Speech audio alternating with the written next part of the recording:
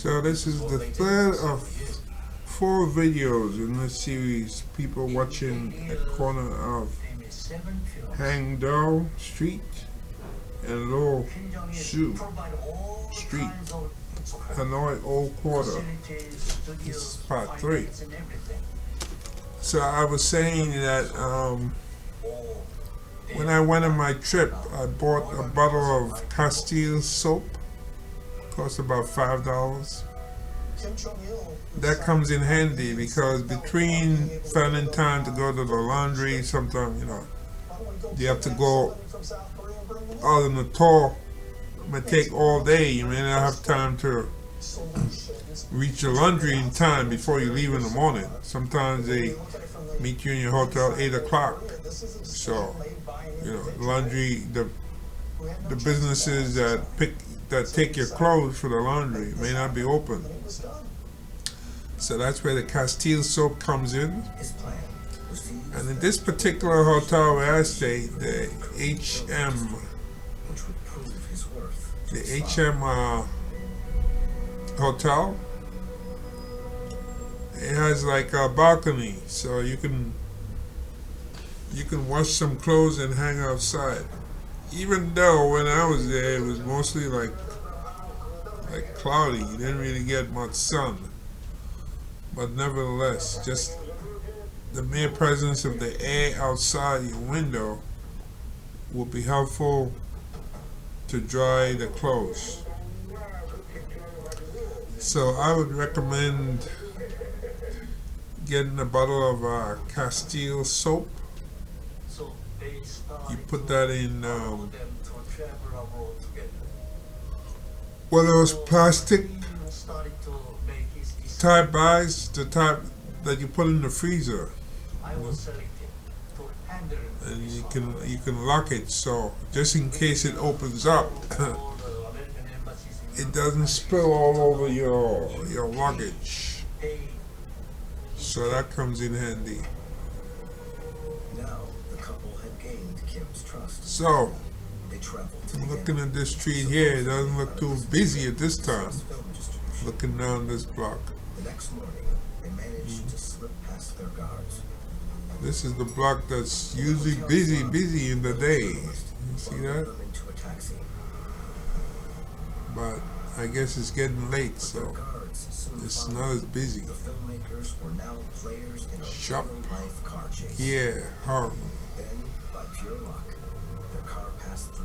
You look at the Vietnamese language, and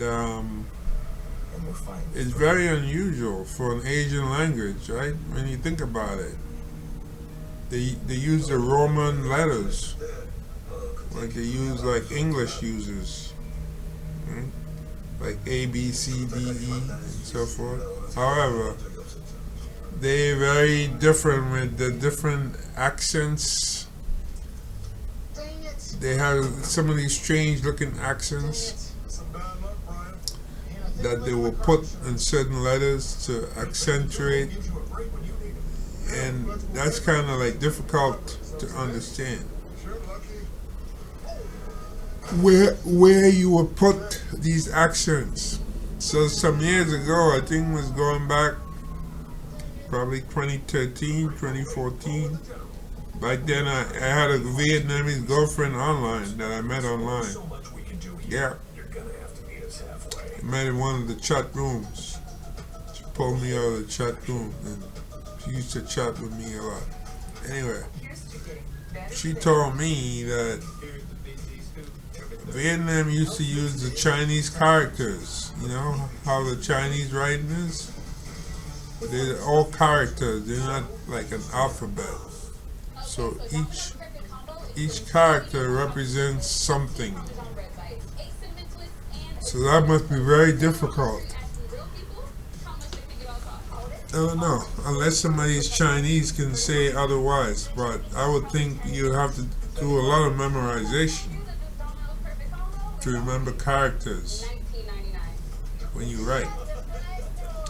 So she told me that Vietnam was once occupied by China for many, many years.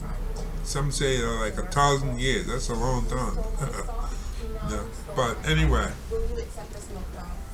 they seem to have always been occupied by foreign powers. So when the colonial French came in and occupied them in the 19th century, going back, I think it was maybe around the 1850s, 1860s, around that time, the French decided that they're going to rewrite the Vietnamese language. Yeah. I guess the French must have had a lot of time in their hands. But anyway, that's exactly what they did. And if you notice, if you ever studied a little French, or even if you didn't study French, but you see the French language written, you notice they have these different accents, like going either to the right or the left or so forth. So that's what they did with the Vietnamese language. But it's like they overdid it, because they got all these different things. One can look like a hat, one can look like an accent going to the right, one can look like an accent going to the left. Some of them look like there's a question mark next to the letter. So it's kind of very hard to figure out how they managed to do that, you know. So I think I need to have like a deep conversation with somebody, Vietnamese, to understand. I was getting into it with my present day girlfriend, Vietnamese girlfriend, and she was telling me, about how they put the accents on, but I'm not quite sure she understood what I'm saying.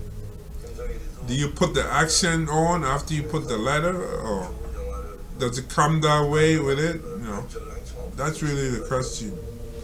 But anyway, so the Vietnamese language, if you look at all the Asian language, whether it's like Japanese, Thai language, Indian language, right? Like the Hindi,